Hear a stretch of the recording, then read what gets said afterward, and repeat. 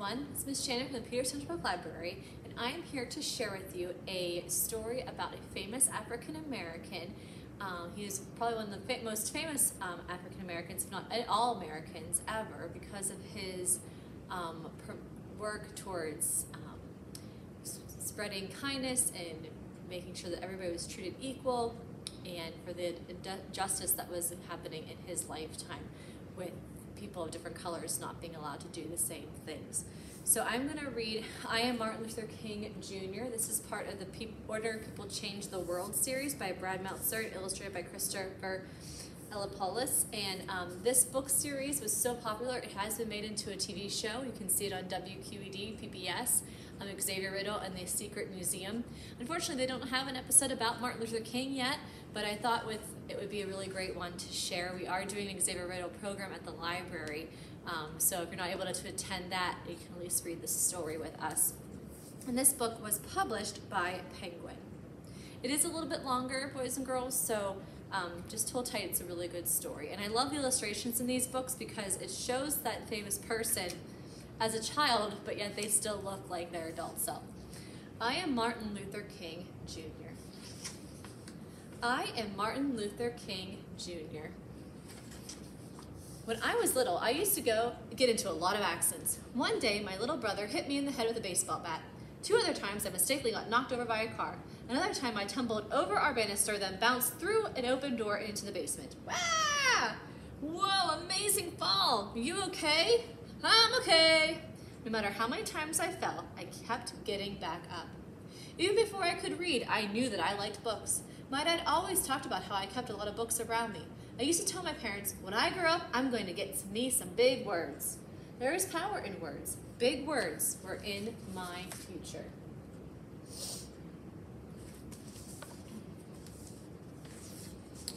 When I was 6 years old, one of my best friends was a boy whose father owned a store across the street. Tag, you're it. No, you're it. No, you're it. No, you're it.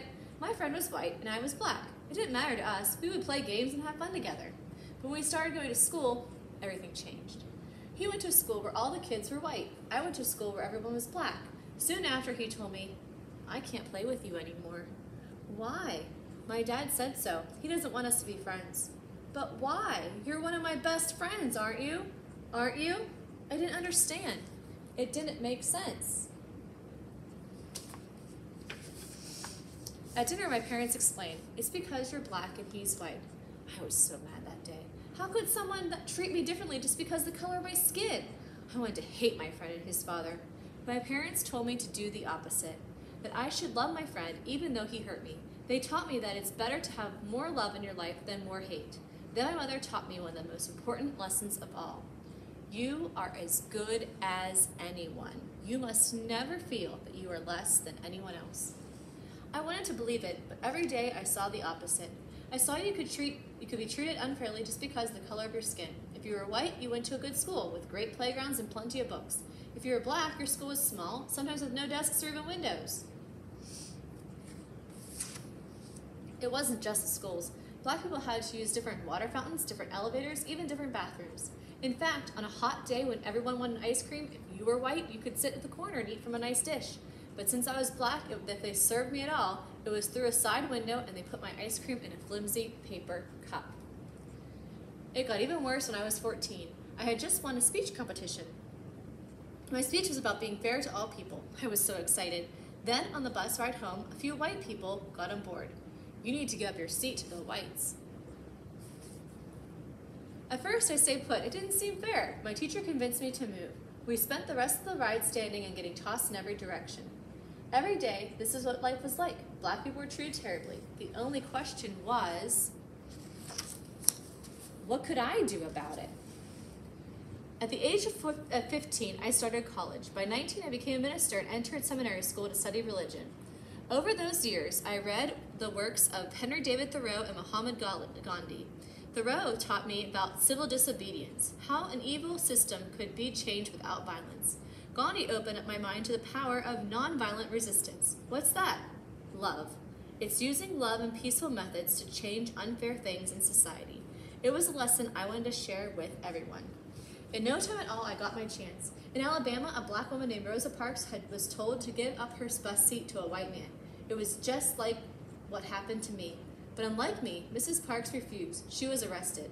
Early the next morning, I got a phone call from a local community leader. It's time to take a stand. We should boycott the buses so everyone knows that we won't accept the treatment anymore. You know what? That's not going to be easy. No, do not ask if it's easy. Ask if it's right. It was just like Thoreau taught. Instead of using violence to protest the unfair rules, black people would use a peaceful method. We would not ride the public buses. Without our money, the bus companies would go out of business. Now the only question was, would it work? On the first day of the protest, my wife called me to the window. The buses are all empty. It's working. We had to keep it going. As the head of the bus boycott, I gave one of the most important speeches of my life. The room was packed. Camera crews were filming. I had only 20 minutes to prepare. I didn't use big notes, but by speaking from my heart, I found out how big words can be. We are determined here in Montgomery to work and fight until justice runs down like water and righteousness like a mighty stream. When the history books are written in the future, somebody will have to say there lived a race of people, of black people, who had moral courage to stand up for their rights. The police put me in jail, saying I was breaking the law. Other folks bombed my house, but instead of using my fist, I kept calm. Well, don't you want to fight back? I am a man of nonviolence, and I know that I do not stand alone. We are with you all the way, Reverend. And if no one rides these buses, they'll go out of business. You're finally getting that, huh?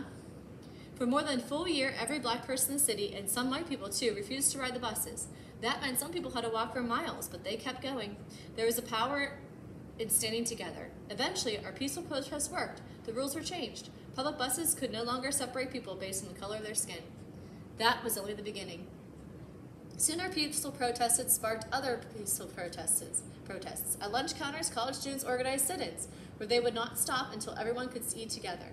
Our methods of nonviolence were so powerful, I was invited to meet the president at the White House. But sometimes the hardest problems were right at home. Daddy, look, an amusement park. Can we please go?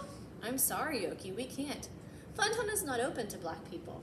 Seeing my daughter cry was one of the most painful moments of my life. It only made me work harder for change.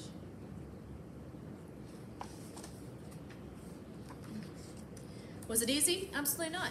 During our protest in Birmingham, Alabama, the police again arrested me and locked me in a dark jail cell that had only one window.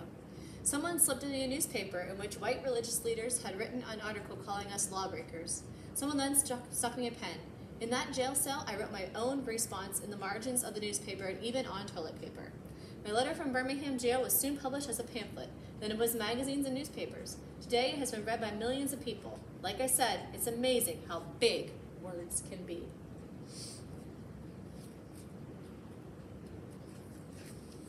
Our message was so important, even kids our age, your age, joined us. In Birmingham, during the Children's Crusade, more than 1,000 kids, some as young as 6 years old, showed up to march. The first day, the police arrested 900 of them. The next, 2,500 children showed up, ready to go to jail. This was our finest hour. Enraged that we were not giving up, the chief of police told the firemen to spray the children with water hoses and attack them with the dogs. But they thought it would stop us. But instead, as a whole, the community watched on TV what they were doing to our children. It was a wake-up call for the nation's conscience. How can they treat little kids like that? That's not right. We need to help them. 90 days later, the rules began to change. Now blacks and whites in Birmingham were using the same lunch counters, water fountains, and restrooms. You could feel it in the air. More change was coming. Freedom was contagious. By the summer of 1963, an estimated 1 million Americans held their own protests in cities across the country. A man named A. Philip Randolph suggested a massive march. If we march together peacefully, they won't be able to ignore us. Together, we can convince Congress and the President to pass laws that no one in America can treat people differently based on skin color. I like the idea. Where should we have it? There's only one place. People came from almost every state. They came in nearly every form of transportation. They even took off work and not get paid just to be there. Old people, young people, black people, white people, even children like you, they all came to Washington, D.C. gathering in a righteous army. Why? Because they wanted to change, and they knew the surest way to change the world is to stand together. I am happy to join with you today in what will go down in history as the greatest demonstration for freedom in the history of our nation. On August 28, 1963, I stood at the podium and spoke what some later called my biggest words of all.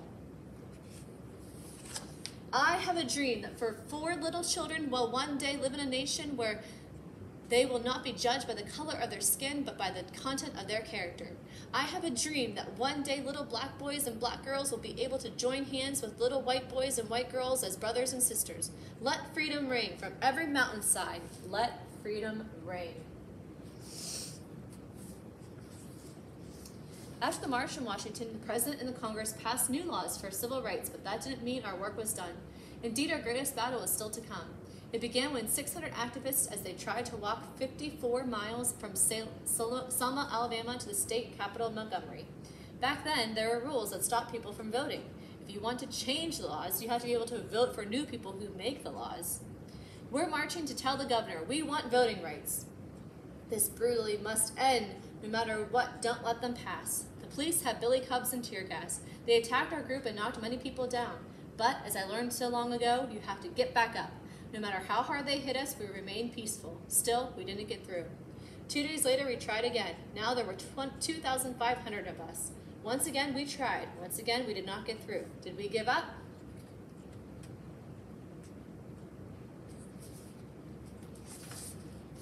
What do you think? It was Sunday, March 21st, 1965, our third try. Now we had 8,000 people with us. For 2 days we marched. Rain could not stop us. The world was watching. The White House was too. President Johnson even sent troops to protect us. Exhaustion could not stop us. As we reached Montgomery, Alabama, tears were shed, but this time they were tears of joy. In my life, people tried to tell me I wasn't as good as they were just because of the color of my skin. When someone hurts you like that, it can be tempting to hurt them back. You must refuse. When someone shows you hate, show them love. When someone shows you violence, show them kindness. To reach our goals, we must walk to the path of peace. We must lock arms with our brothers and sisters. We must march together. When we do, our voices will be heard and freedom will ring.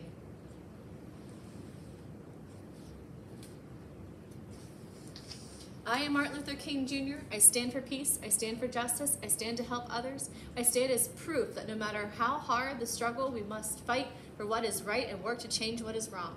Whatever struggle you face, no matter how hard it gets, you must always move forward. I am proof of this. We rise up. If we stand together, if we remain united, nothing can stop our dream.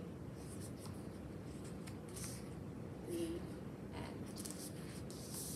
So, just like Martin Luther King Jr., please always choose kindness.